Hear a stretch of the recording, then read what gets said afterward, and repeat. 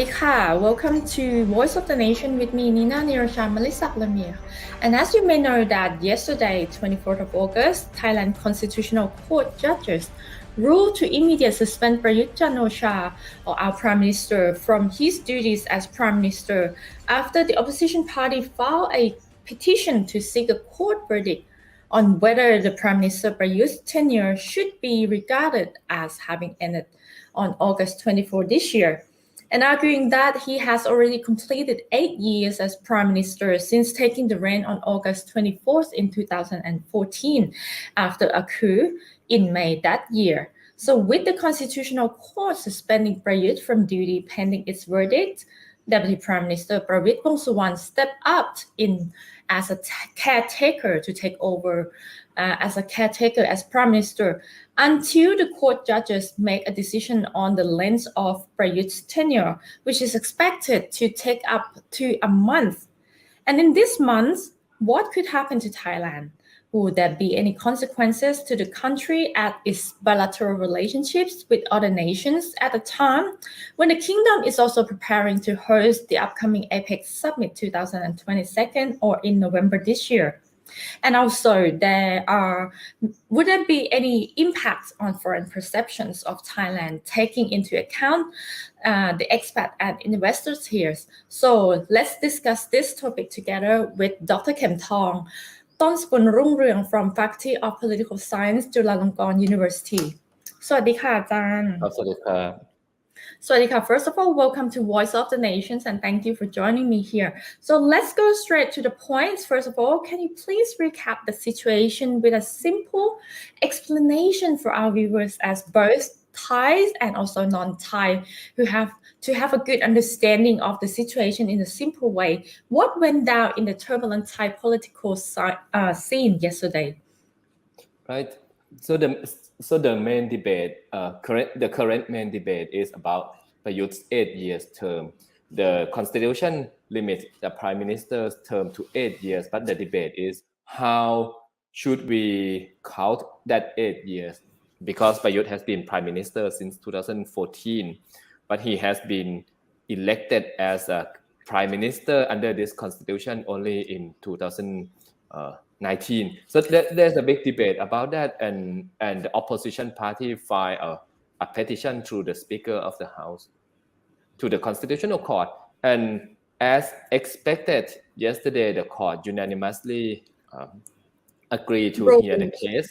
Yes, that's not a surprise. But the real surprise is that the court issued a temporary suspension order. So Prayut has to be suspended from his prime minister duty, and Prawit Wongsuwan stepped up as a caretaker. May I add here that the Prawit part is not part of the court's order. The court just ordered Prayut to suspend his duty. Yes, the suspension. But there's an internal guideline within the cabinet about if anything happened to the prime minister, who's going to be the second in command and the third, and so the list go as Kun Prawit and then Kun Visanu Khurangam and the list goes on. Yes, Anutin and Jurin. So you can say it's not a big earthquake. The court hasn't dismissed the prime minister, just a temporary, just stress this word, temporary suspension. Yes, but for how long will Prayut be suspended, and what will happen during his absence? Right. So that's a big question of how long, and the court has already given Kun Prayut 15 days to file his defense. Right. So at least for another 2 weeks, we wouldn't see any development in the court. But usually, when you read the situation, if the court when you ask for an injunction or a suspension order and the court grant you a suspension order, it is likely that the court is more sympathetic to your cause, and suspension usually is an exception rather than a norm. So you can expect that the court gonna reach the final decision rather quickly rather than later. So maybe about a month from now, by mid-September, we should know about the final decision. Do you think that the current suspension is for the court to buy its time in order to rule the permanent verdicts? Yes, it depends on how you read the court's motive. I mean, legally speaking, when you are fighting the case and you ask for an injunction, the court grant you an injunction, and it is more likely that the court will agree with your complaint. But of course, there's also a political motive involved that the court may try to reduce the pressure upon the government, although that's we cannot really confirm that. Right. So it is expected to be within 1 month. So according to you, as you mentioned before, it should be sometimes around mid-September. What if it takes longer?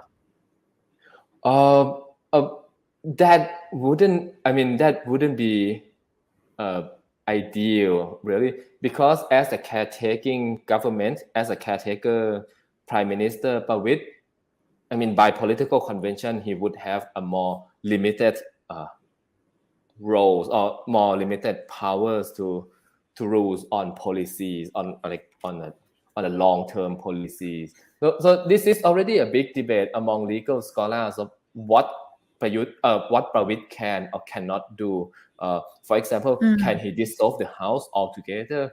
And the answer seems to be like no. Can he reshuffle cabinet? And the answer seems to be negative too. So he can do some like routine things, because this is very different from, for example, if the prime minister passed away, then the caretaking government, the caretaking prime minister may have more power over the cabinet. But right now, as it says, it's temporary, and Prayut gonna might return after 1 month. So Prawit is only like buying his time for a month. So as you mentioned, as a caretaker, what can he do then? He can decide on routine matters. Every Tuesday every Tuesday he conduct a cabinet meetings. He can rules on personnel issues, on some policies that doesn't have a long-term effect. So following Prayut's suspension, would there be any impact on foreigners' perception of the country in terms of foreign investor confidence and international affairs? And also, as you know, that Thailand will also be the host of the APEC summit in November this year. Will we still have time to prepare, and would the political situation impact the summit? Let's concentrate on the would there be any impact on the investor confidence and international affairs first? Of course, it's understandable if the foreigners become panicked about this court decision. I think it is less so among Thais. We know that this is still temporary, and this suspension order, it really depends on how you see it, whether it's a glass half empty or half full. You may say that at least 5 judges are sympathetic to the complaint about Prayut's 8 years, but you can also see it as there are at least 4 judges who are sympathetic to Prayut, and he only need 1 more vote in his favor to acquit him of this court case. So I think all in all, I think Thai peoples are less panicked or less concerned about it. Of course, I mean, there would be a concern about the change in like political instability, but I think that that's very unlikely. I mean, Prayut to take place within this year. Yes. So there's a discussion about like a big protest or a big political change, this house dissolution. I think that's unlikely. Prayut is not completely gone, and Prawit, more or less, he will follow the same policy direction with Prayut, and other cabinets they have their own like policies, and they can still do their business as normal. So from what you say, which means to my other question that would Thailand will also be able, I mean, Thailand also hosts the APEC summit in November this year. And will we have time to prepare, and would the political situation impact the summit? So according to your answer earlier, it means that everything still go on as scheduled. Indeed, I believe so. We have been in a worse shape before. For example, during the 2009, 2010, and 2011, 2009, 2010 government, we are the president of ASEAN, and we are about to have a summit, and there's a big political instability in both years, and I mean there's a lot of last minute adjustment and decisions, and somehow Thailand survived as a host, right? So comparing to APEC, it's in November. So if anything happened to the government, I would say that by mid-October, everything should have been settled and wouldn't affect the APEC as much as many people fear. Yes, but there was questions amongst foreigners like who will actually share or for the APEX. Right. So as I said, we expect the court to deliver the verdict by September, mid-September. So if the court rule in favor of Prayut, so it's going to be Prayut. If the court rule against Prayut, that means his time is up and he has to leave the office. Then who will be the caretaker? And that's another question. Oh, so in that case, it really depends on how quickly the Thai parliament can convene and pick the next prime minister. Okay, so Dr. Kim Thong, let's have a look at these two scenarios. If the court effectively rules that Prayut's tenure as prime minister has expired, what will happen? Would this impact anything? Right. My reading of if Prayut is no longer a prime minister, and the question is whether there's gonna be a significant change in our policy on like trade and investment, foreign affairs, and everything. And my answer is the impact might be very minimal. To begin with, Kun Prayut has never had any clear policies on any of these. I mean, for the past 3 years, he's very good at evading any accountability and decision making. So for example, all the trade, international trade and investment and foreign affairs, they are all in the hand of his ministers who's already conducted the business. So he doesn't have any clear policy orientation. What about confidence around for the investors? If Kun Prayut leave the office, right? Yes. Okay.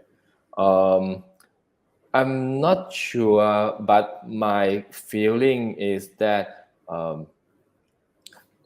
I think the reading is if Kun Prayut remains in power, there are going to be growing concerns about political pressure and unrest, and actually if Kun Prayut's gone, actually I would say it's gonna boost confidence that Thailand managed to evade some very serious political crisis. Right. So as you mentioned about that, there will be political pressure and some unrest or some chaos may happen. Apart from that, if Kun Prayut continue to serve the country as prime minister, in what direction do you think the country will lead to? So there's going to be more and more. Okay, so we have already seen some a teasers of what's going to come if Prayut remains in power from that demonstrations in the night of 23rd August. But all in all, you would see that the scale of protest is not that big. Elevate. Oh, it may grow bigger, but it's not at the critical level that as we have witnessed in 2020 or 2021.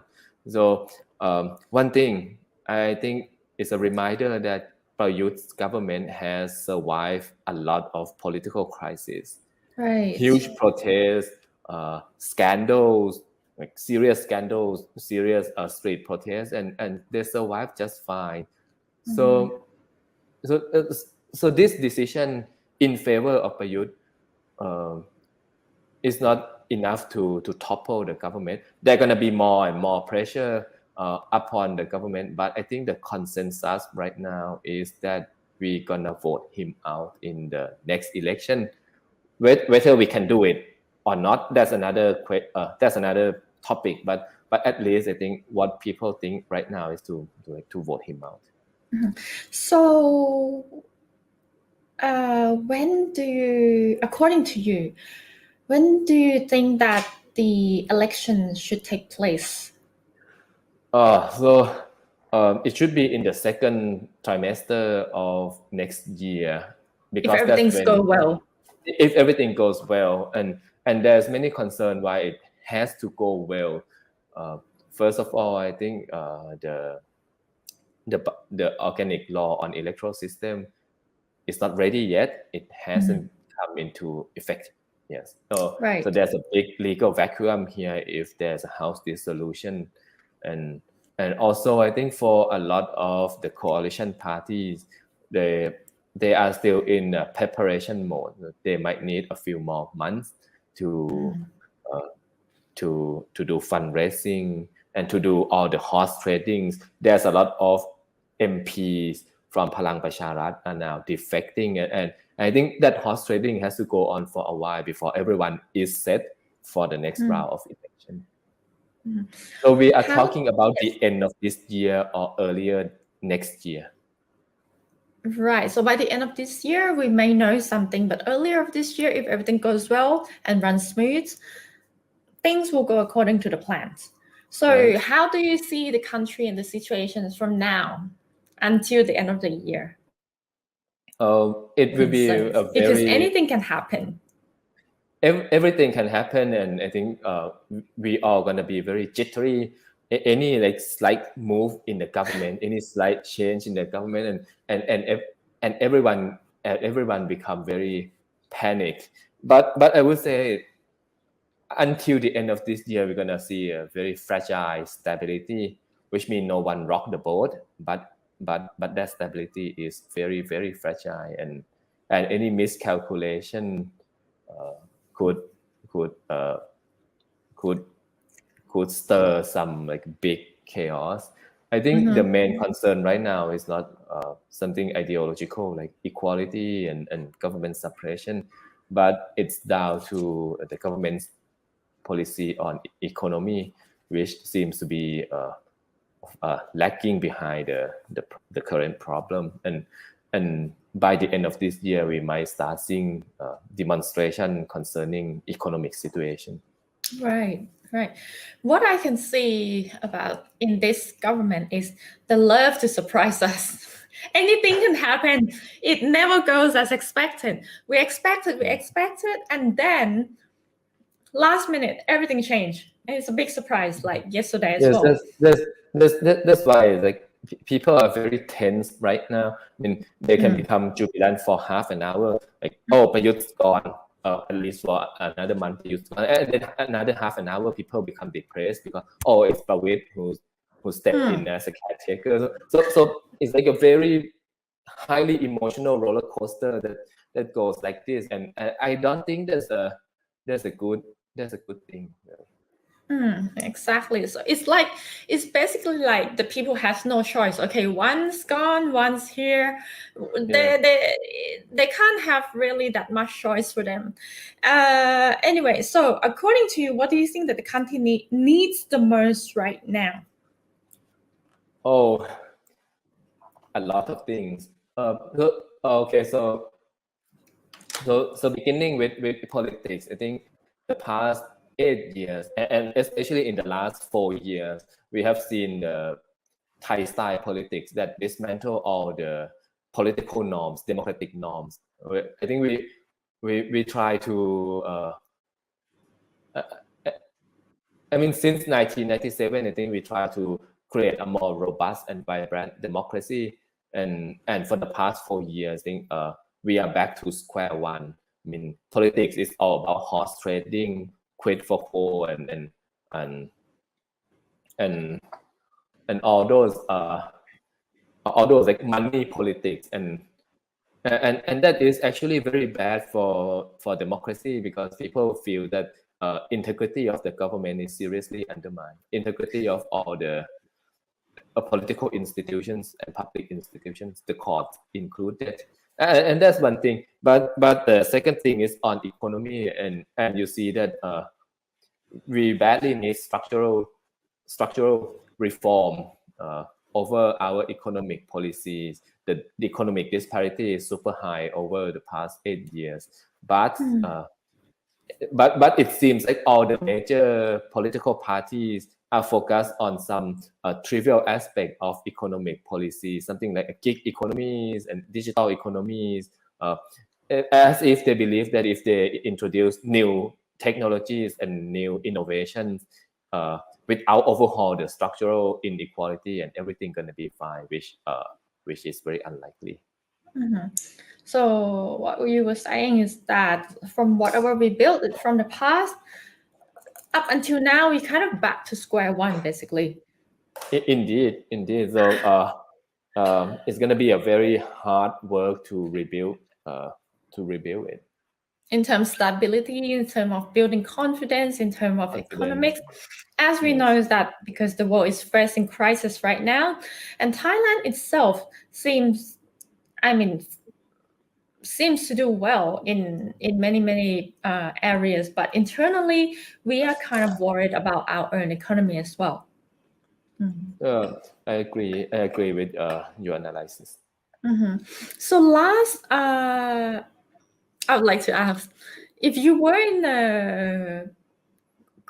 Kun Prayut Chan-o-cha's shoes, what would you do, or how would you plan it right now? Well, if I were Prayut, of course I have to fight with my to the very bitter end. I mean, if I were Prayut, I must believe that my 8 years allowance isn't up yet, and I have to fight this case. Of course, that's what any attorney would recommend their clients to fight for what they think that they are entitled to. Frankly speaking, step by step. Step by step. I mean, it would be different if you are like a third party looking at Thai politics, and you realize that actually it's better for Prayut to step down, really, because that would be better. I mean, for him, that he stepped down when he still have time, and that's better for the country as well to have a change in leadership. Although, I mean, it's always be good we have a new change, and we see new faces to give opportunity to other new team to perform. And that is up to the people who would judge if they would like this team to continue to perform or not. But however, this is up to the durations that they can also exercise their power as well. So last, I would like to ask. One thing I would like to add is that even if Kun Prayut is gone, the protocol is not very promising, because we still have to pick from the list of 5 prime minister candidates. You know that early on in 2019, we have a list of 6 candidates and of 7 candidates, but now Kun Prayut's gone, and the future forwards candidates are all gone. So we are down to a few choices from Kun Anutin. Right, from big parties, right? From big party, Kun Anutin, Kun Abhisit, and Kun Abhisit already retired from the Democrat parties, and all the candidates of Pheu Thai, the 3 candidates, they are now on a different paths of their political career. So actually, we have very limited choice of Kun Prayut's what will be the parties? Will be the Phumjai Thai Party, Democrat And Party. yes, and I mean Move we know forward. that and move forward, but we all know that the Senate has to vote for the Prime Minister as well, so it's very unlikely that the Senate gonna vote for either Pheu Thai. Move Forward hasn't submit any candidate because they weren't there in the beginning. It was Future Forward, Right. which is gone. So we come down to the Democrat and Phum Jai Thai candidate. So actually the choice is very limited. Oh, let's cross the finger. So, so right now we can see a lot of MPs moving party as well. Right. This is a time where we see a lot of change in Thai politics. So that's concerned Prayut's leadership because he has leadership problems since the very beginning of the conception of Palang Pracharat. It was Prawit Wongsuwan and Thamarat who did like all the brokering of all these MPs, and a lot of these MPs they moved into Palang Pracharat first because they are very opportunistic. They switch side because they know they can be rich by joining Palang Pracharat. But also some of them are coerced into Palang Pracharat because they have a court case against them pending on, and they have to move here. And now when Thamarat's gone and it seems like the leadership is shaky, very shaky right now, you see a lot of defection either to Phum Jai Thai or back to Pheu Thai. What would be your suggestions or advice for every party in order for the country to move forward? Especially during this time right now, that not just for every party, not just for MPs as well, but for the people as well, because in terms of people is, we just don't know what's gonna happen. It's really, we're living in a world of surprise for tomorrow. Right. For every party, there's like a big take really. I mean, if they can do their job, the minimum requirement of that job, in an honest sense, like they interpret the law in a good faith and they vote for what's best for the country, I think that's the best chance. I mean, for the country to move forward.